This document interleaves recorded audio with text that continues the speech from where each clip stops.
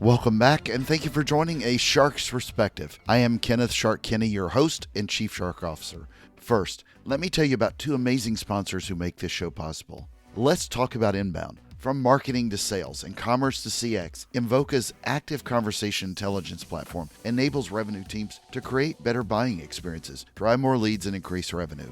Trusted by top brands like Dish Network, Mayo Clinic, Mutual Omaha, and ADT, the Invoca team are doing some amazing work in turning conversational data into automated action to enhance digital touchpoints and human interaction. Now, let's talk about Outbound. I hope that you'll take a look at Drips, the founders of conversational texting, where they use conversational AI to help you reach customers where they are most responsive. And that's on their phones. And working with major brands like 3-Day Blinds, Liberty Mutual, Credit Repair, and Gainsco, Drips is leading the way for some of the biggest brands in the world to improve engagement rates and outcomes for their prospects and customers. Thank you to Invoca and Drips. And now, back to the show. One of my favorite places to see sharks is in the Bahamas. I go fairly often. The water is crystal clear, and if you go by plane, it's only a half hour or so from Miami. It's full of amazing locations, from Bimini to Cat Island to Grand Bahama Island and more.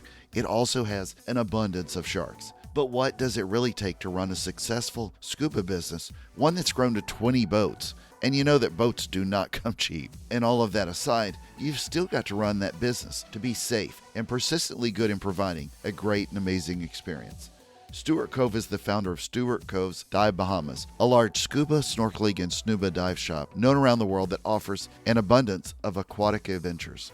And on this episode, we'll discuss running a scuba business, the experience of swimming with sharks, and the psychology of people like me who love it, the British brain drain, working on 2 James Bond movies, and teaching Sean Connery to dive, ocean and shark conservation, the Bahamian government and regulations, lots of species of sharks, working with Shark Week, BBC, Nat Geo, Discovery, Bahamian beer and rum, and a lot more. So let's tune in to a Bahamian shark wrangler with a diver nicknamed Shark on this episode of A Shark's Perspective.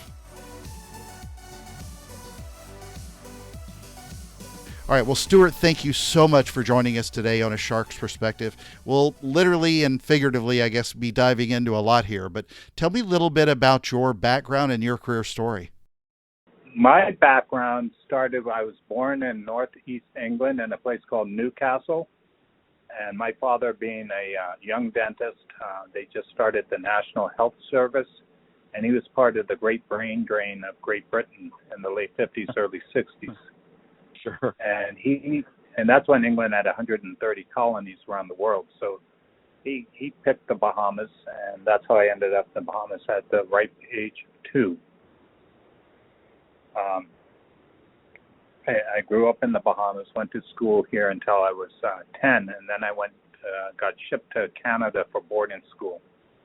The lucky kids went to Canada, and being part of the Commonwealth, of course, and the unlucky ones went back to the mother country, back to England.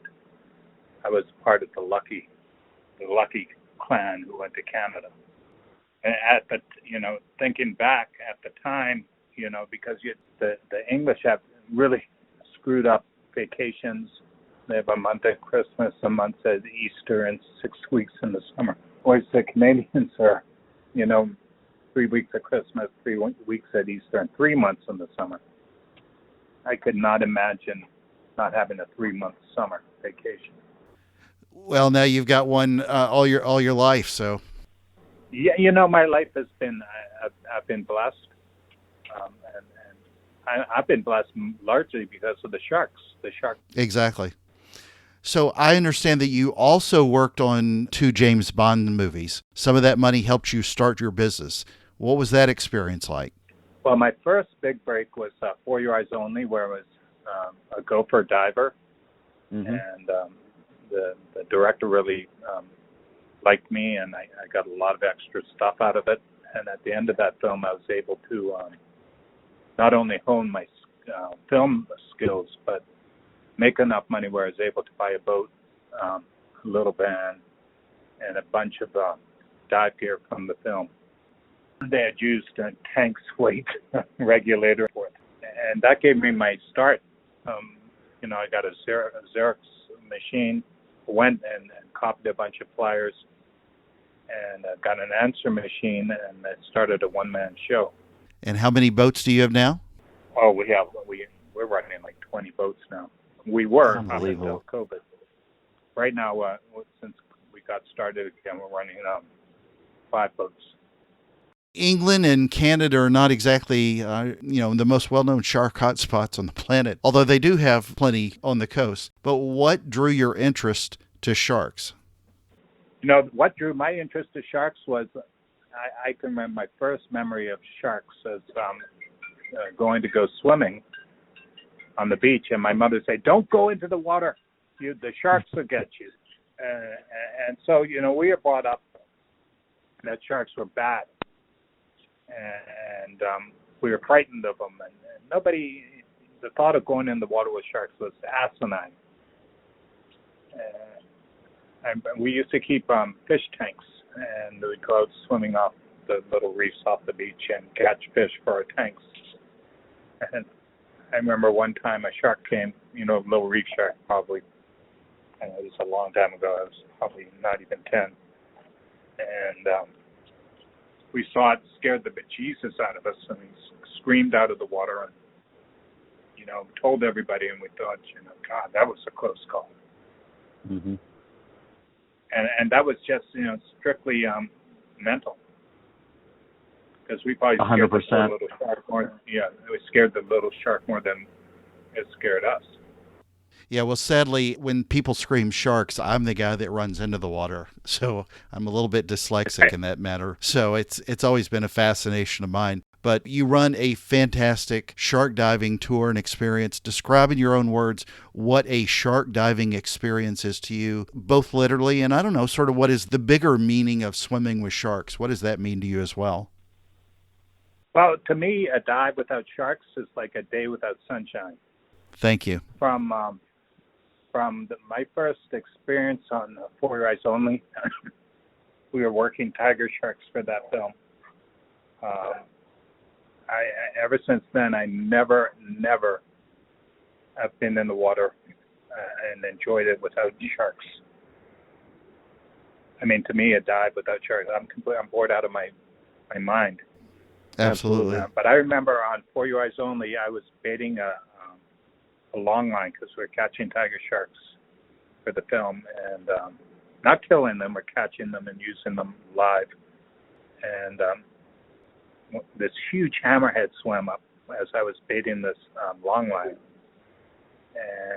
And I came up to the surface, and all these California guys, the film guys, were up on the top of the boat.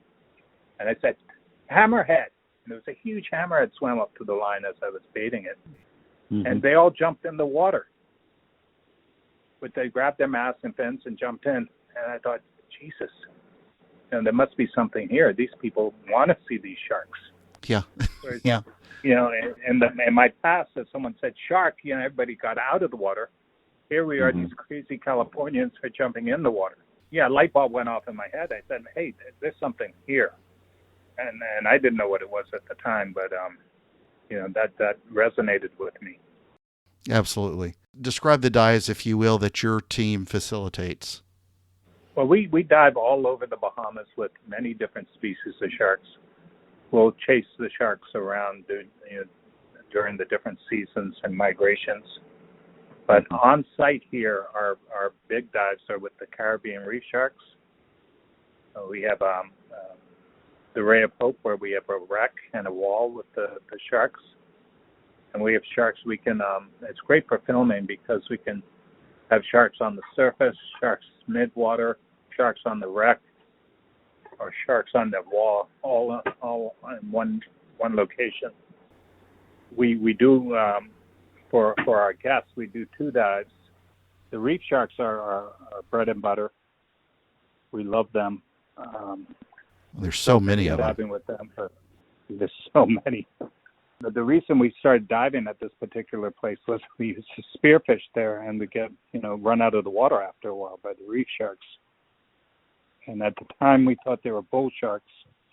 This is back in the early 80s. And before that, we were diving with the silky sharks out in the tongue of the ocean. Mm-hmm. The U.S. Navy has a buoy anchored out there, and 6,000 feet of water. And, of course, it's a blue water dive. lots of pelagic species, and you got all the dolphin fish and the tuna and marlin and so forth, and of course you have a whole frickin' bunch of silky sharks. And that's where we started our tourist shark diving, because we would go out there and we would spearfish and try to shoot the dolphin fish, which the Hawaiians call mahi-mahi. Oh, yeah. But the Bahamas and Florida known as dolphin. And that was just a ball, but all the silky sharks would come, so you have to shoot it and get it out of the water before the silkies got it. But we had such a ball, and I was coming in one day, I said, we should bring some of our dive guests out here.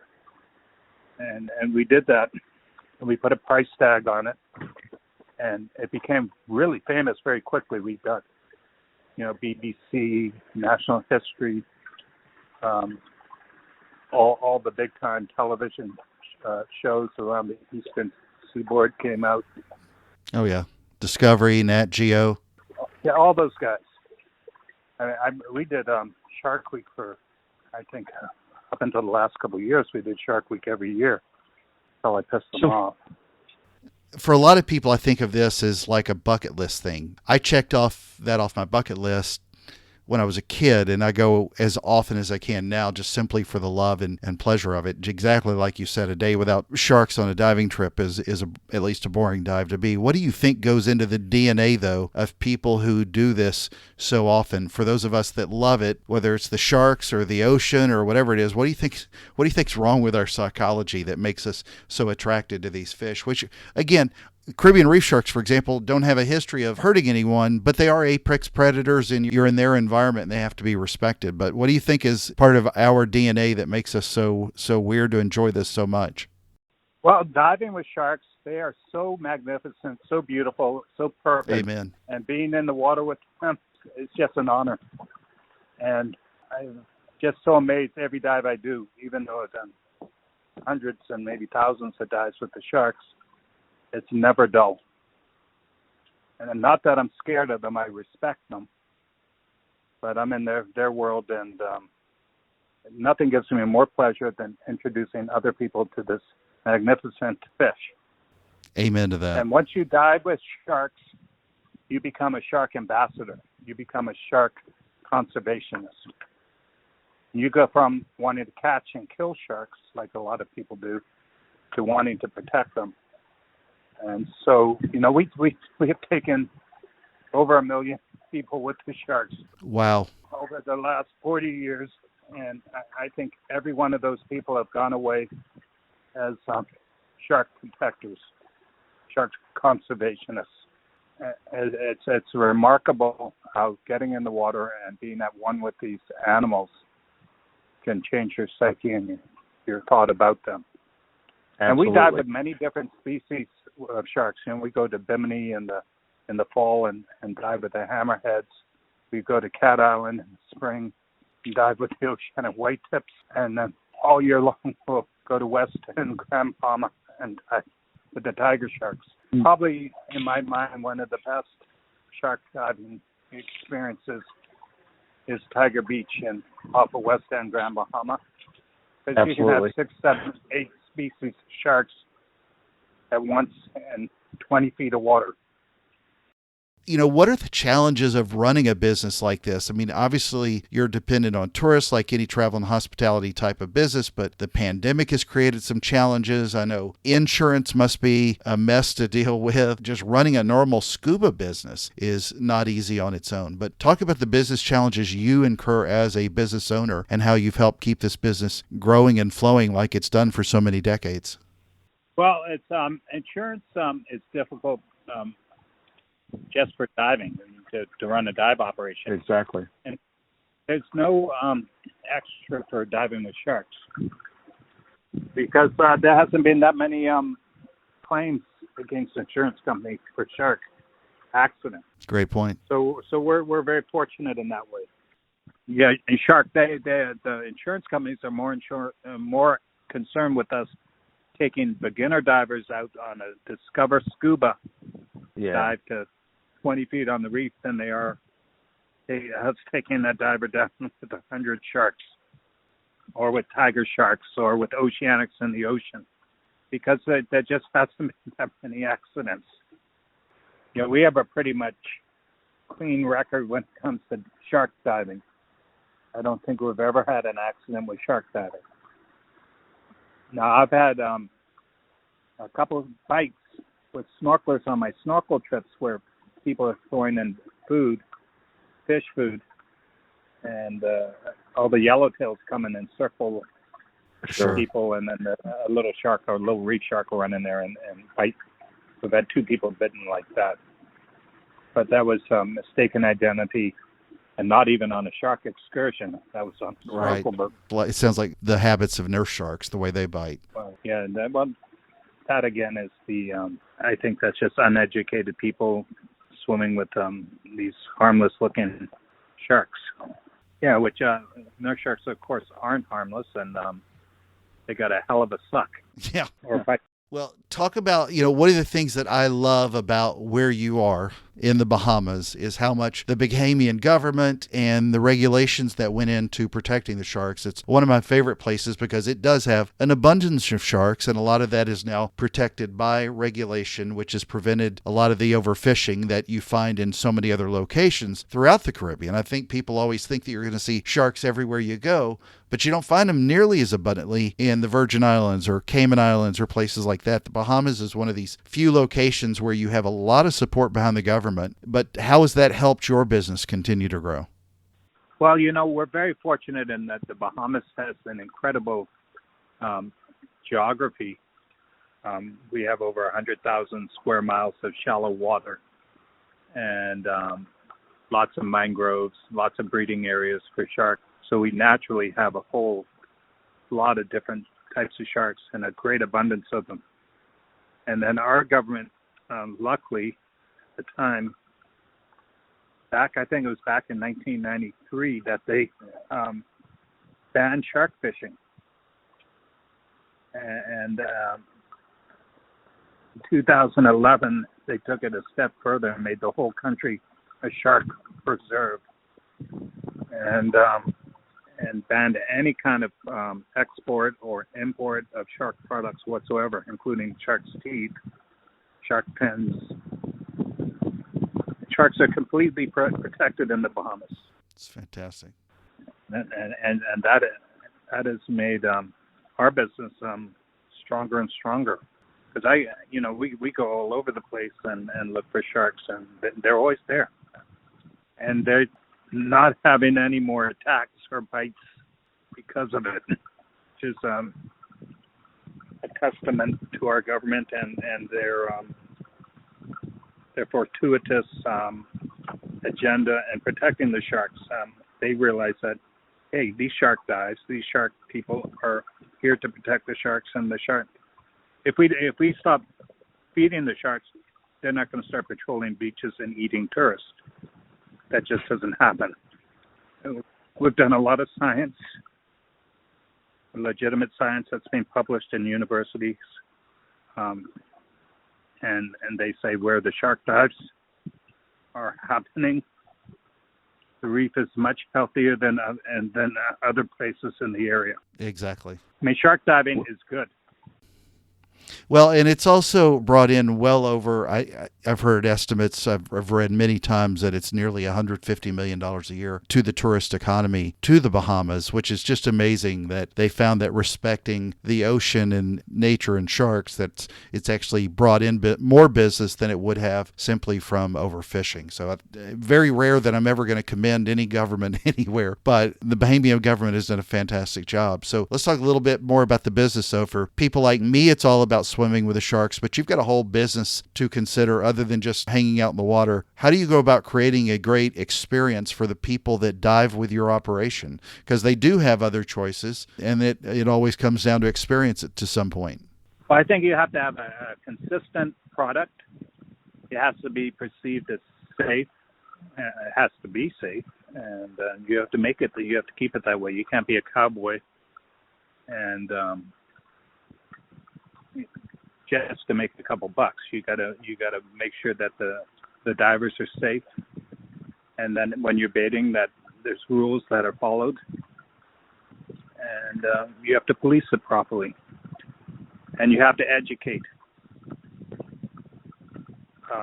Our big problem now is we have a couple of resorts that sprung up in this old private houses, and of course these private houses have boats, and so you have a lot of young people coming out and jumping in the water with the sharks, but they really don't know what they're doing. They don't have one of my staff on there telling them or suggesting to them what they should or should not do around the sharks. But so far so good. We haven't had any problems. Yeah, amen. And I've seen that firsthand on quite a few dives outside of yours as well, so I get it. But I'm going to transition then and talk a little bit about Shark Week. What's that meant to your business in general? It's polarizing to a lot of people. I've spoken with quite a few marine biologists and conservationists I know who love it and others who hate it. What's your take on it? Well, I loved Shark Week for the first 38 shows I worked on, the first 38 years. But then they got a new crew in there, and they're really bigoty, and they don't listen. And I kind of have severed ties, or they've severed ties with me, because I said, I can't deal with you. We had a situation where I said, we had two boats, and both boats had food on. I said, listen, I'm going to do the baiting. I'm the master baiter. And I said, oh, okay, Stuart. And as soon as we got out there, and I had one of my safety divers in the water. Sorry, the people on the other boat from Discovery, the clients or whatever, started throwing food in the water. And, of course, my diver got bitten. Luckily, he, being a smart guy, he was bitten very badly, but he snuffed off on my boat, back of my boat, and we bandaged him up, and they never even knew about it because they would have loved that shit, Sorry, I shouldn't swear. They would have loved that kind of incident where someone gets bitten because it's dramatic. There's a lot of blood, gore. But, that I was so angry. I was saying, what's wrong with you people? We have rules here. And I think Discovery is, they've got a little bit big for their boots. They think they know more than they do. Right now, I'm a naysayer when it comes to Discovery or Shark Week.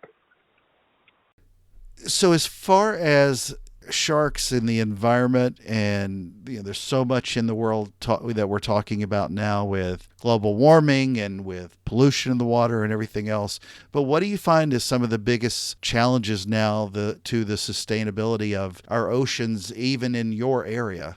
You've got something that always upsets me is when I find trash of any kind in the water, and I see it all the time. The oceans, obviously, the corals are a lot more bleached than they used to be, and it is a concern. When you put on your eco hat, what is your concerns right now to the sustainability of our oceans today?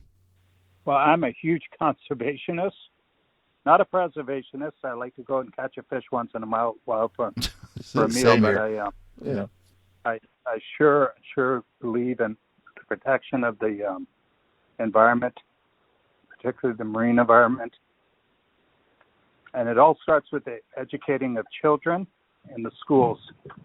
And we have put together, many years ago, a program called Children on the Reef, where we go into the schools, we created a slideshow, and we educate the kids about the importance of not throwing your trash in the water, about not indiscriminately killing fish, just taking what you need, and so forth. And then we take them out and snorkeling on the reef, and then eventually we take them snorkeling with the sharks.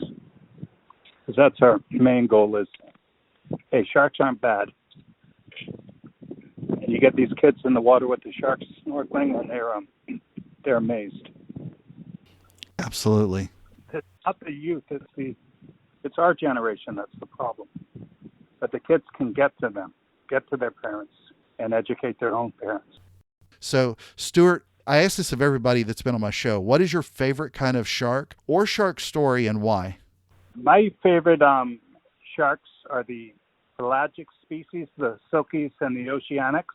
I really like them because they get, and the duskies, of course, they get very large, and Very curious.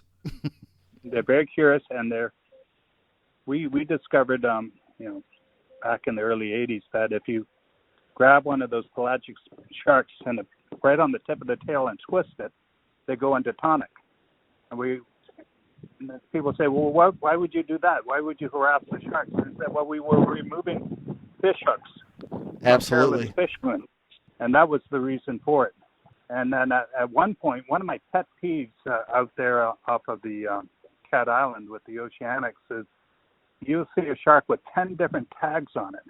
And I think these scientists really need to get a database and work together and use one shark per tag, one tag per shark, because is this really necessary to put all these different sharks tags in a shark so it looks like a Christmas tree?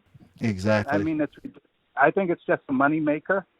And so at one point I was actually going down and putting the oceanics into tonic and taking out some of the tags. And I thought, well, that's probably not very good. But I don't think it does the sharks a lot of good. And you can do all the study you need if you put one tag in the shark and everybody uses the same number or the same tag. All right. Well, Stuart, it's a special time in the show. Are you ready for the 5 most interesting and important questions that you're going to be asked today? I'm ready for the 5 most interesting questions I'm going to be asked today. Yes. All right. Number 1, dating back to where you got started, Roger Moore or Sean Connery? Oh, Sean Connery, of course. Of course. Yeah. But you got started with Roger Moore, but Sean Connery was, there's no question.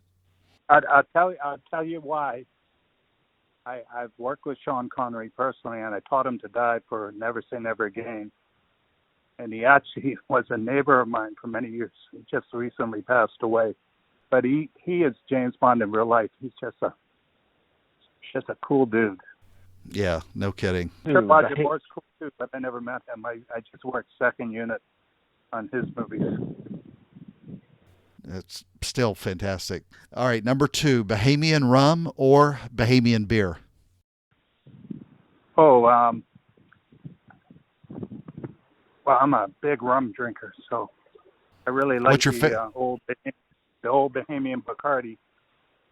Nice. I like it a lot. Although Collect's pretty good.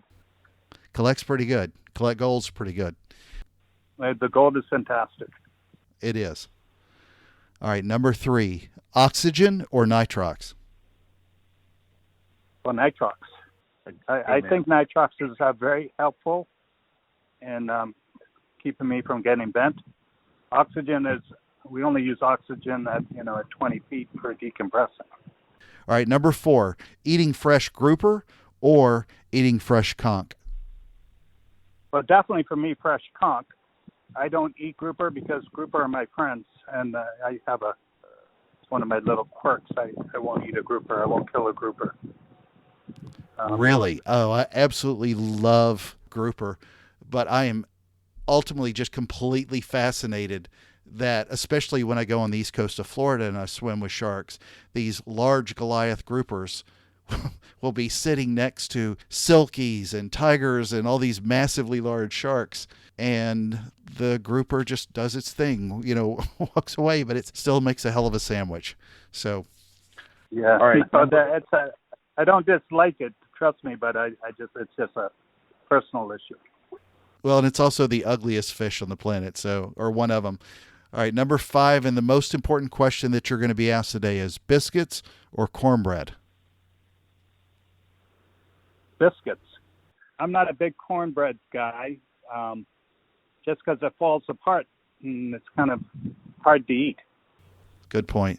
All right, so Stuart, if people want to go on an amazing shark diving experience, where can people find out more about you, your shark diving operation, and more?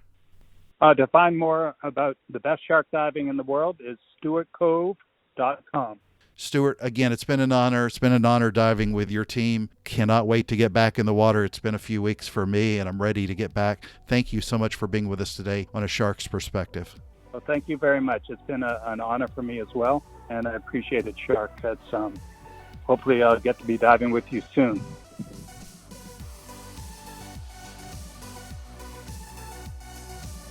So there was my conversation with Stuart Cove, the founder of Stuart Cove's Dive Bahamas, a large scuba, snorkeling, and snuba dive shop known around the world that offers an abundance of aquatic adventures. Let's take a look at 3 key takeaways from my conversation with him. First, a couple of quotes from Stuart.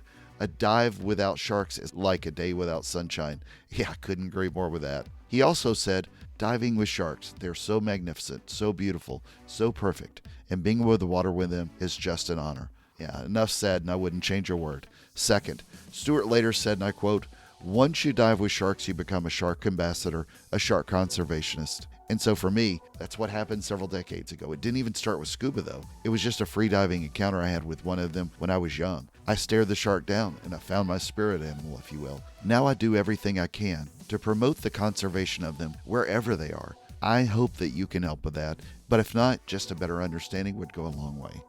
Third, our oceans need help. Sharks need more protections.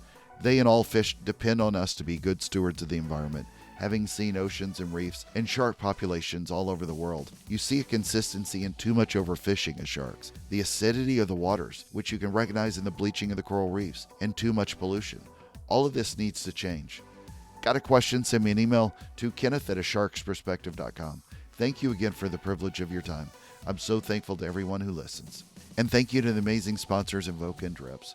So would you do me a favor if you like this episode? Would you consider writing a review and help me preach my shark marketing, if you will? So let's get back in the water soon. And there's a pretty good chance that if you can join me in the Bahamas, I'll be there. So please join us on the next episode of A Shark's Perspective.